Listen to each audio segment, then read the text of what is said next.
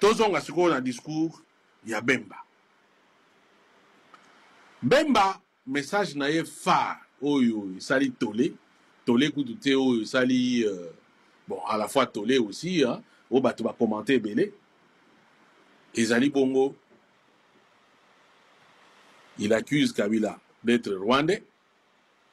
Nakati kuna na Jeannette Kabila qui n'est même pas jumelle naïe mais azali donc à tante naïe parce que il y a petite sœur, il y a papa, il y a Joseph Kabila. Donc à tante naïe, tante paternelle naïe. Bon, bah monsieur balobakaza maman qui naïe. Bon, naïe pété et ainsi de suite. Et à lobby que Kabila Katumbi Nabasango Yasenko avait un projet d'élimination de Félix Tshisekedi. Ah, à lobby à la preuve. Très bien. Ndegolu Sapweno, à Koti Nakati, à Bandi Kotunae, Makambwebe. J'avoue que à Banditi Nasuka,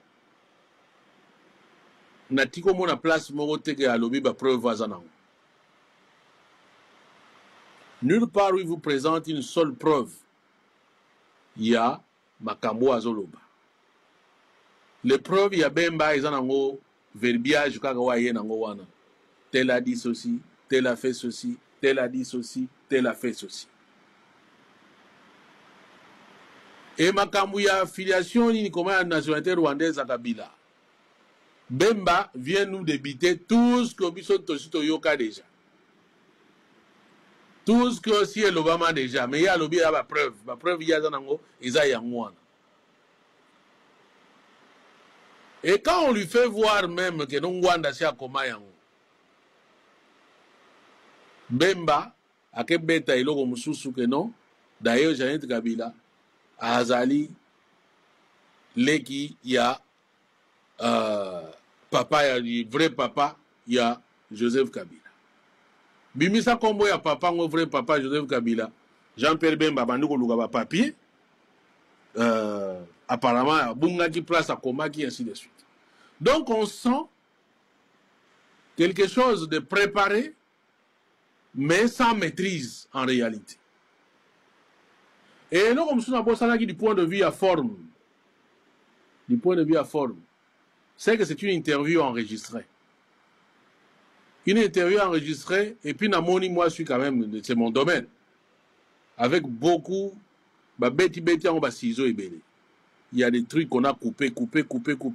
On voit place, images, ils ont sauté, plan, ils ont changé, et ainsi de suite. Même parfois, au moins, même discours, il y a un mot, ils ont sous pendant dengue, ils ont essayé qu'ils arrêtent.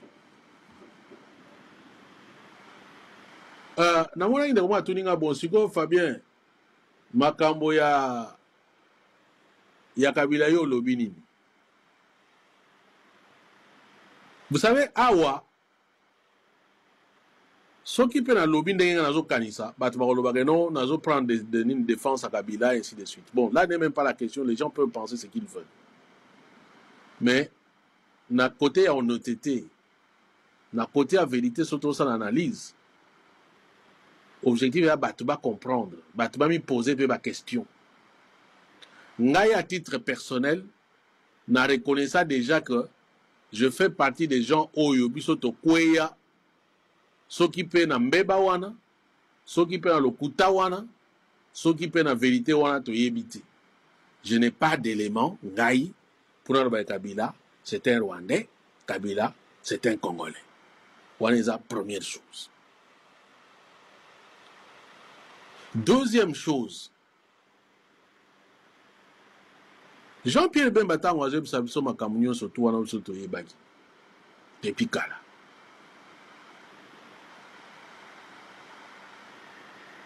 Mais Jean-Pierre Bemba a été vice-président Yamutouana. Parce que Jean-Pierre Bemba plus tard il dit ceci, parlant des cadres du PPRD. Au coup de savoir que nous avons visé Kamere, Boshab, Oshe Okitundu. qui sont devenus des fatigants aujourd'hui. Jean-Pierre Bemba dit non, Narotanga va comboter, et ainsi de suite. Mais j'ai regretté que Lusa Kweno ne lui a pas rappelé qu'en dehors de la cadre de la PPD, que lui-même a travaillé avec Kabila. Pourquoi il ne l'a pas dénoncé? A dénoncé a été pour nous. Waneza élément moussous. Jean-Pierre Bemba, pour prouver la nationalité rwandaise, il y a Kabila, nous parle également de l'argent. Soko 666 millions de dollars. Oyo na époque à Kabila. Chaque mois, ils allaient au Kende, na Rwanda. Et bah ça, les calculs, négocier bien, na lobaka homme venu d'ailleurs. Oui, on a lobaka. Biso to lobaka homme. Na kutu pona likamba homme venu d'ailleurs, c'est n'expliquer yango. En dehors même, il y a une nationalité. Je peux même assumer les hommes venus d'ailleurs parce que Kabila a yaki koya. C'est la vérité qu'a Koli na Congoté. Voilà, a yaki koya.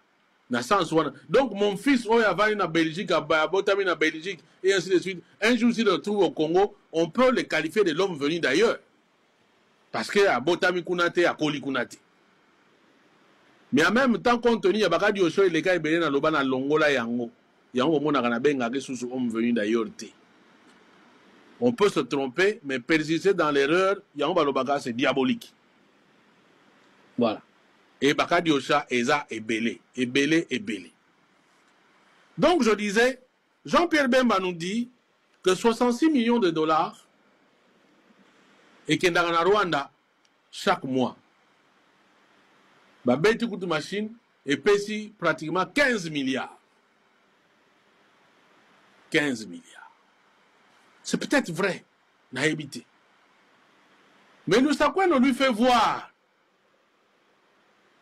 que donc les 66 millions de dollars, c'est pendant 18 ans. Jean-Pierre Bemba, peut-être, en fait, je pense qu'il n'a même pas compris pourquoi nous savons qu'on a même dit, oui, c'est pendant les 18 ans, pendant 18 ans.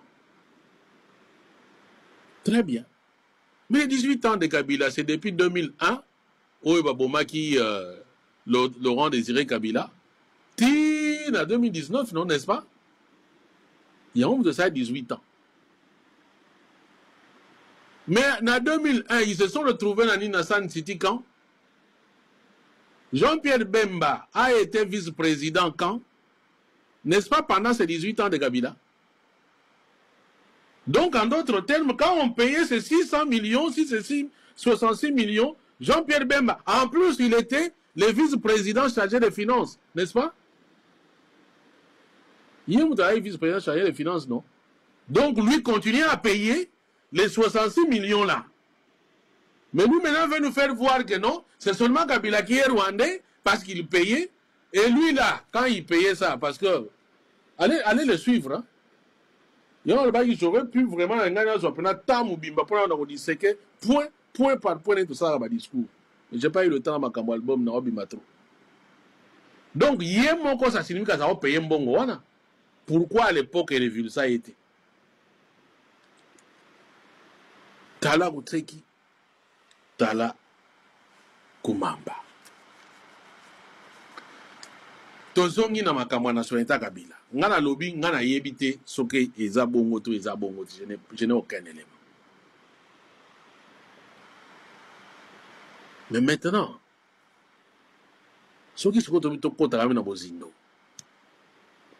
To longo la passion. Kabila en tant qu'individu, na lobaka yango, depuis na boya makambo ka diosha, je le juge comme Moutou. Namabe Oyo Asala. Et moi, je pense que Namabe Asala Ngope Belé, dans un état véritablement démocratique, il mérite Mbanonaï.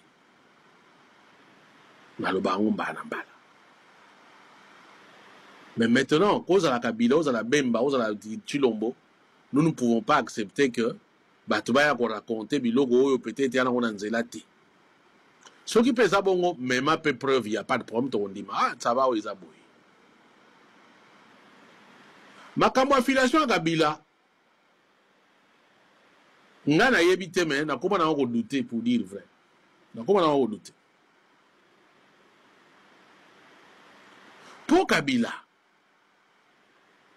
toyeba ki ye comme Kabila du vivant ya mutu oyo balobi ka papa na été. De son vivant, papa na été tout monde na place à wanga na été. Nga ku toujours na landa émission. Je vais vous dire la vérité, nga il y a deux faits oyo etindanga na ko momitu na nga. Est-ce que moi non aza pena moi na Kabila te? Mais comme on a pena ba élément pété moi ni ma paye ça bien, ils a bon tout, ils a pété. Mais quand même na pesi élément wana du vivant ya musée moko atiko wanga na été. En tout cas du moins en public biloko to yoka yoka wana. Na landa na Belgique awa. Na makambo ya nini ya tingi tingi mtango bagere zoya batuna et ton fils ya loba mon fils yemoko. Aloba, mon fils. Voilà première chose. Deuxième chose. Donc, quand on sort la vidéo de bien une photo de Chilombo avec Etienne Tshisekedi Mwana Muke, on atteste que c'est son père. Bemba, na photo à papa na Mwana Muke, on atteste que c'est son père. Mais quand on a une photo de Kabila avec son père à l'époque, non, il y a papa n'a été. Nous avons une photo de Kabila avec Laurent Désiré Kabila. Kabila devrait avoir, je pense, dans les 6 ans, 7 ans.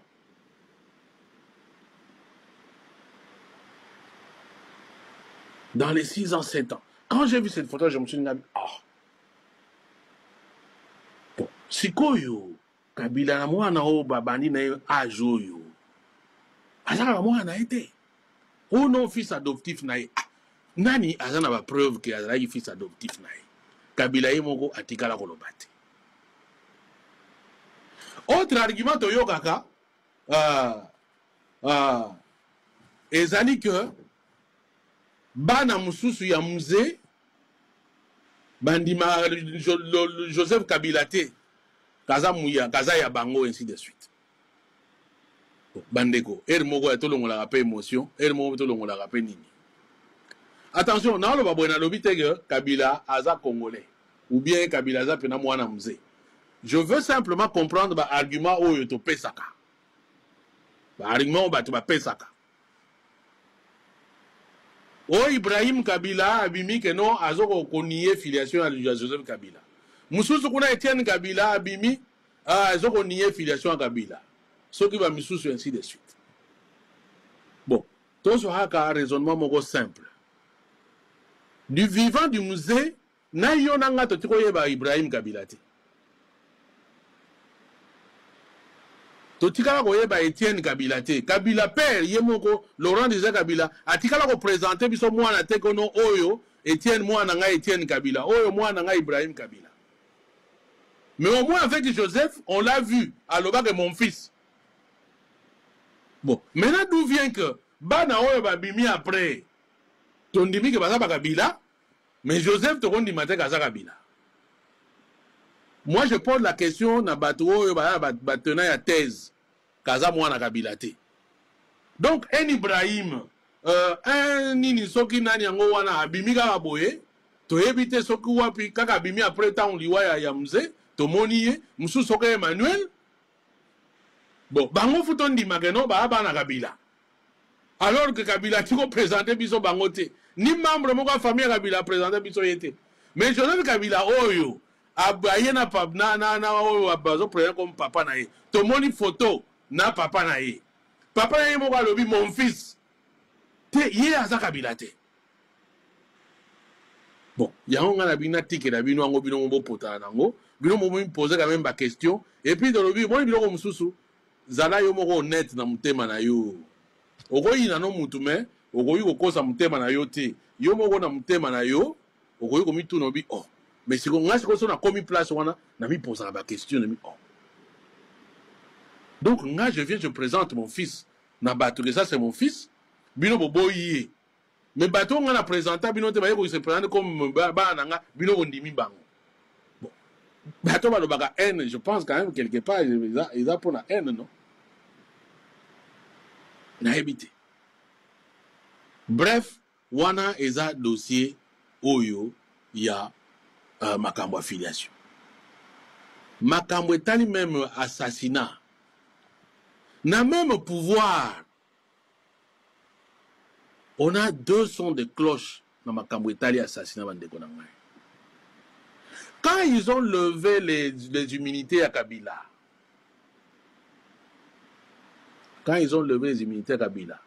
ils vous ont présenté un certain Eric Nkuba. Balobi ke ye mutu ayoka nanga, bazo soana Kabila, balobi baboma Chilombo. Kabila boyi. Keno, to boma ete, soki te to komisa héros. Et ça, attention, je rapporte. Hein. Je rapporte.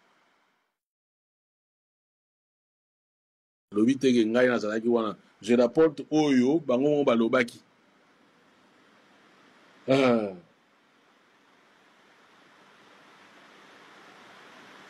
Maintenant, c'est le même Kabila Oyo Sousou, Azo comploté Sousou. Pour aboma la même personne Oyo Aboya Yugo Boma. Pour alinga commissaire Eroti. Trouver un peu d'erreur. Na Katiwa. Et même quand on lui pose la question, comment la Senko a voulu tuer Kabila? Bemba continue makambo ya gratuité d'enseignement. Basango basilika parce que bazali kozwa $1 milliard pour na ba école na bango bana ndenge bazali kofuta bambongo. Basango soki mose candidat na mbongo azalaki na ndingomba mobo na batu alobi ke non bazoko arranger une voie de sortie pour na Chilombo ma sœur moko ayoka ye ayoka bazalaka toujours na ba intermédiaire ya batu mo bayokaka. Oh bon, admettons même qu'on veut arranger une voie de sortie, mais où est l'élimination na Katiwana? L'élimination me dit ba yiba bomaye. L'élimination place wana eza wapi? Bon, pour na Katumbi, angasa la piste d'avion, et koyiko yamba même avion à minene, et yakuna, et quoi yanini, tout ça, donc, yako attaquer banini. Bon, si vous avez une rébellion, il y a une forcément. Admettons même Katumbi a une rébellion. Est-ce qu'il y a une véritablement forcément? Donc, il y a une bourré, il y a une incohérence, il y a le coup. En fait, Bemba est venu en mode Kadiosha pour dire Makamdenge Yangwezali. Il est venu en mode Kadiosha. Donc, biloko ele wamana liberté sous bois, biloko ele wamana nini kuna don aya sangisi, ya on mutoye kotia sur la place publique. On a rien appris. Rien. Alors rien. Et dans la matière de Kadiosha, nous savons que Bandewanazo a eu des personnes terribles. Vous savez si c'était Mutu avec na maman angolaise, Ndenge Chilombo, maman na yaza angolaise, reconnue par Yemoko. Ndenge na man Kadiosha mo che bima wana. Banga ba ibso ku d'ailleurs kut maman na bango Angola wana kut nde ba yaki ne na exinanini ba yaki ne na transit. En réalité ba uta Rwanda. Bango ba kenebe ba komi yango pe ba beti puis ba pesi be komone d'ailleurs kutu papa na bango o ya bota bango komo ya ili kisekire manzi koko na bango na laki mon pararo soko nani yango l'autre là laki engere koro ainsi de suite ba yaki tiko bata ba kimaki kuna ba d'ailleurs kutu ba kote na kote ya Uganda après na Uganda ba ye ba kimi na Congo Brazzaville a partir ko na Brazzaville na Soyonde koko na bango nani koma mama komone kasalire nde koko na bango kasalire na kisekere manzi nde bango bakendai na malange après nde baye ko bala ye na muluba moko nde yango bayaki na Congo mais en réalité même muluba ngo wana kutu d'ailleurs kutu koko na bango uta na Botswana tango ba uti na Botswana abalaki mwasi moko ya ndundu yango na babimaki pembe et ainsi de suite nde baye bakomi ba congolais. Hein? Mais nous pouvons aussi écrire une histoire comme ça, et puis peut-être matraquer, et puis battre bandimi. Surtout à fatigant. Surtout à fatigant, à bandimi.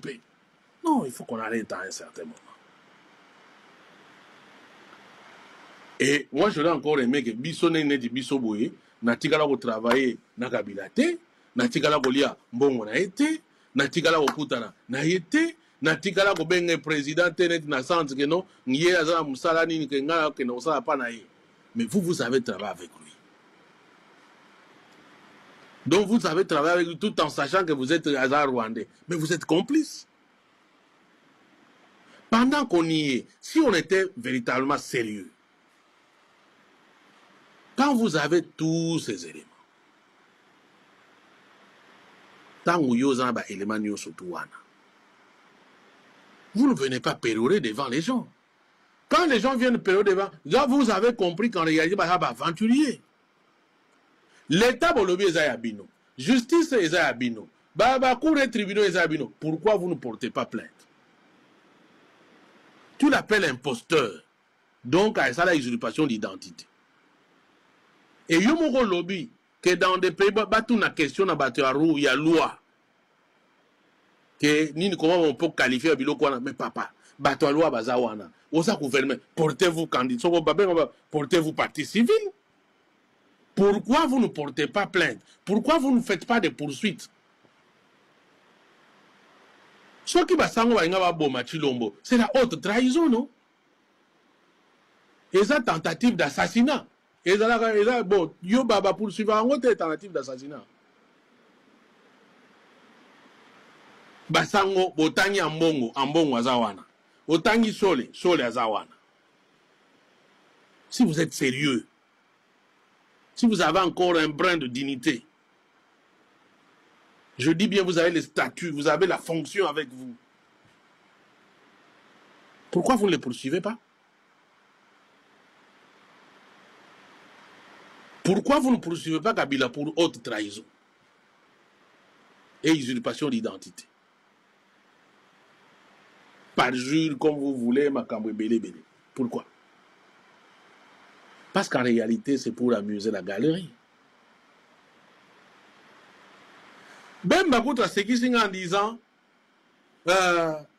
c'est Kagame Moutouachaka Bango en 2018, en 2006, il a gagné. Kagame a appelé Soko président Nanyango, Bango Moutouachaka no Bengi Malmal pour proclamer Moutoussous. En 2011, Tshisekedi a gagné, ils ont fait la même chose. Curieusement, Sukiwana. Et en 2018, qu'est-ce qui a changé?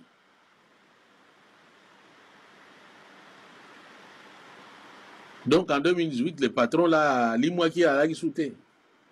Parce que si on parle du principe que Kabila a proxy à Kagame et que Makamoto Kabila a la réserve Kagame Moutatin Dagaye. Donc en 2018, en vous donnant le pouvoir, il a respecté les instructions de Kagame. Et la preuve, c'est que vous avez fait allégeance à Kagame. Bon, même un stade, bon, vous avez signé des contrats. Donc pour nous, Kabila, Chilombo, devant Kagame, bonnet blanc, blanc bonnet. Bon, maintenant, parce que tu viens nous dire la vérité, pourquoi au lobby 2006, au lobby 2011, au sauté 2018, au lobby il a monté pour nani? Yebe tout le monde au bakula. Dona biso monte bozo kosa, tozo yeba bino. Bemba, cette époque-là, c'est fini. Circule, kosa leka. Kosa leka, il n'y a rien. Bref, pour ainsi ça, Partioyo, je pense que cette sortie ici n'avait qu'un objectif. Ma bandeli yango, c'était de répondre à Martin Fayoulou, de lui dire qu'illusion a yowana, ce que c'est illusion. Bon, je ne sais même pas ce que c'est illusion. Moi, j'ai mon opinion. Mais ce que c'est illusion, tu l'as te répond tout simplement que le dialogue wana a 5 ans au salemate. Ce que c'est avec hier au salemate. Parce que tu l'envoies une haine vis-à-vis ya Basango. Chilombo n'accepte pas que Basango bate ya batu sur ba égard naye sur ba bobunga naye pour dire makamdenge yango ezali. C'est ça le problème. Et Chilombo, aza mutu awuti na l'église de réveil. Et boyebi que l'église de réveil un oyo bazalaka na yango vis-à-vis ya ba catholique. Ça aussi c'est une donne oyo botoko bosana te. C'est pourquoi au monde aza toujours amadoué dans va fonctionner de Monsieur Dieu patati machin.